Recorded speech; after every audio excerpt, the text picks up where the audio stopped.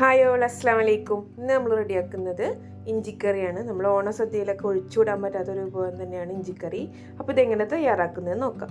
അതിനായിട്ടൊരു സവാള, കുറച്ച് വെളുത്തുള്ളി, ഒരു ഇഞ്ചി, പച്ചമുളക്, കറിവേപ്പില എടുത്തിട്ടുണ്ട്. ഇതുപോലെ ചെറിയൊരു സവാളയാണ് ഞാൻ എടുത്തിരിക്കുന്നത്.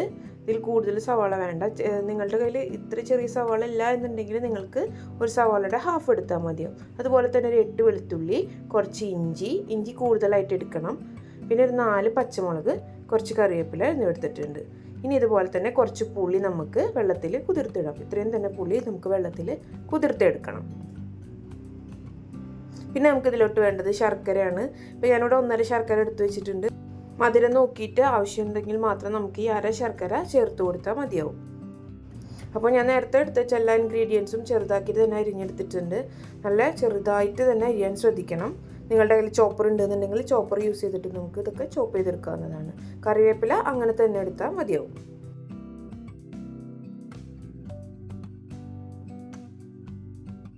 ഇനി നമുക്ക് ഇഞ്ചിക്കറി റെഡിയാക്കാനായിട്ട് തുടങ്ങാം. അതിനായിട്ട് ഒരു പാൻ ചൂടാക്കിയിട്ടുണ്ട്. അതിലോട്ട് 2 ടേബിൾ സ്പൂൺ വെളിച്ചെണ്ണ എടുത്തിട്ടുണ്ട്. നാടൻ വിഭവമായതുകൊണ്ട് തന്നെ നമുക്ക് ഇതിലോട്ട് വെളിച്ചെണ്ണ ആയിരിക്കും ഒന്നുകൂടി ടേസ്റ്റിനായിട്ട് നല്ലത്. അപ്പോൾ ഈ വെളിച്ചെണ്ണ ഒന്ന് ചൂടായി വരുന്ന നേരത്ത് നമുക്ക് ഇതിലോട്ട് ഒരു ഇത്തിരി കടുക് ചേർത്ത് കൊടുക്കാം. അധികം കടുക് ചേർത്ത് കൊടുക്കേണ്ട ആവശ്യമില്ല, കുറച്ച് ചേർത്ത് കൊടുത്താൽ മതിയാവും. ചില സ്ഥലങ്ങളിലൊന്നും കടുക് ഇഞ്ചിക്കറിയിൽ ചേർത്ത് കൊടുക്കാറില്ല. ഈ കടുകൊക്കെ നന്നായിട്ട് പൊട്ടി വന്ന സമയത്ത് നമുക്ക് ഇതിലോട്ട് അരിഞ്ഞു വെച്ചിരിക്കുന്ന സവാള ചേർത്തിട്ടൊന്ന് വഴറ്റിയെടുക്കാം.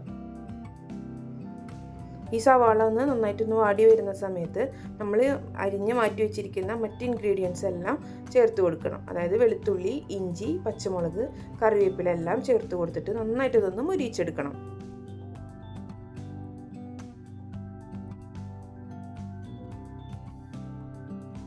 അപ്പോൾ അതിലേക്ക് ഇടുന്നിട്ട് എല്ലാ വെളുത്തുള്ളി ഇഞ്ചിയൊക്കെ നല്ല ക്രിസ്പിനെസ് ആയിട്ട് വന്നിട്ടുണ്ട്. ഇനി നമ്മൾ നേരത്തെ മാറ്റി വെച്ചിരിക്കുന്ന പുളി ഇതിലോട്ട് പിഴിഞ്ഞിട്ട് ചേർത്ത് കൊടുക്കാം.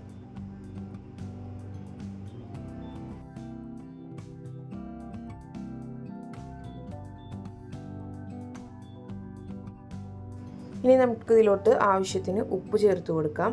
അതുപോലെ നമ്മൾ എടുത്തു വെച്ചിരിക്കുന്ന ശർക്കര കഴുകിയതിന് ശേഷം ഇതിലോട്ട് ചേർത്ത് കൊടുക്കാം. ശർക്കര പൊടിച്ചും ചേർക്കാം, അല്ലാന്നുണ്ടെങ്കിൽ ഇതുപോലെ ഫുൾ ബ്ലോക്സ് ആയിട്ട് ഇതിലോട്ട് ചേർത്ത് കൊടുക്കാം. ഇനി ആ പുളിവെള്ളവും അതുപോലെ തന്നെ ശർക്കര ഒക്കെ നന്നായിട്ട് തിളച്ച് ആ ശർക്കര ഒക്കെ ഒന്ന് ഉരുകി ഇതിലോട്ട് വരണം. നമുക്ക് 1/2 ശർക്കര മാറ്റി വെച്ചിരിക്കുന്നത് ആവശ്യമെങ്കിൽ മാത്രം ചേർത്ത് കൊടുത്താൽ മതിയാവും. അല്ല എന്നുണ്ടെങ്കിൽ നമുക്ക് അത് ചേർത്ത് കൊടുക്കേണ്ട ആവശ്യമില്ല. നമ്മുടെ ടേസ്റ്റ് ബാലൻസിനനുസരിച്ചിട്ട് ഉപ്പും മധുരവും ഒക്കെ ഒന്ന് ബാലൻസ് ചെയ്ത് ചേർത്ത് കൊടുക്കാവുന്നതാണ്. ഇത് തിളച്ച് ശർക്കര ഒക്കെ വറ്റി വന്നപ്പോൾ മധുരം കുറവുണ്ട്. അപ്പോൾ ഞാൻ ഇതിലോട്ട് 1/2 ശർക്കര കൂടി ചേർത്ത് കൊടുത്തിട്ടുണ്ട്. അല്പം ഉപ്പ് കൂടി ചേർത്ത് കൊടുത്തിട്ടുണ്ട്. ഇനി നന്നായിട്ട് തിളച്ച് കുറുകി വരുന്ന സമയമാണ് ഇഞ്ചിക്കറിയുടെ പാകം. അപ്പോൾ അതുവരെ നമുക്ക് വെയിറ്റ് ചെയ്യാം. അപ്പോൾ അതിന് മുന്നേ നമുക്കൊരു കഥ കേട്ടാലോ. പണ്ടൊരു നാടോടി കഥകൾ പറയുന്നുണ്ട്. ഇഞ്ചിക്കറി എങ്ങനെ ഉണ്ടായെന്നുള്ളൊരു കഥയാണ്. ഒരു വരരുചി എന്ന് പറഞ്ഞ ഒരാൾ ഇടയ്ക്കിടയ്ക്ക് ദൂരദേശങ്ങളിലേക്കൊക്കെ യാത്ര ചെയ്യുമായിരുന്നു. ആളൊരു ബ്രാഹ്മണനായിരുന്നു. അപ്പോൾ ബ്രാഹ്മണ വീടുകളിൽ നിന്നൊക്കെ പോയിട്ട് ആൾ ഫുഡ് കഴിക്കുമായിരുന്നു. ഒരിക്കൽ ഫുഡ് കഴിക്കാൻ പോയ വീട്ടിൽ ഒരു പെൺകുട്ടിയെ കണ്ടിട്ട് ആൾക്ക് ഇഷ്ടപ്പെട്ടു. അപ്പോൾ ആൾ കല്യാണം കഴിക്കാൻ ആഗ്രഹം പ്രകടിപ്പിക്കാനായിട്ട് മുന്നേ ഈ കുട്ടീനെ ഒന്ന് ഒരു ടെസ്റ്റ് ചെയ്യാൻ ആഗ്രഹിച്ചു. അങ്ങനെ ആൾ പറഞ്ഞു, ഇത്ര നേരങ്ങൾ കൊണ്ട് 1000 കറികൾ വെച്ചിട്ട് ഒരു സദ്യ റെഡിയാക്കാൻ പറഞ്ഞു.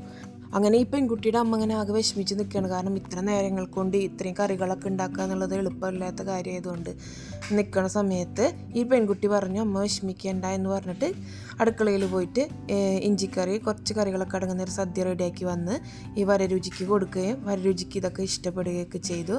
അന്ന് മുതലാണ് നമ്മളുടെ ഇഞ്ചിക്കറി 1000 കറികൾക്ക് തുല്യമാണെന്ന് പറയപ്പെടുന്നത്. അപ്പോൾ ഇഞ്ചിക്കറി നമ്മുടെ ഇവിടെ തിളച്ച് കുറുകി വന്നിട്ടുണ്ട്. ഈ സമയം നമുക്ക് തീ ഓഫ് ചെയ്ത് കൊടുക്കാം.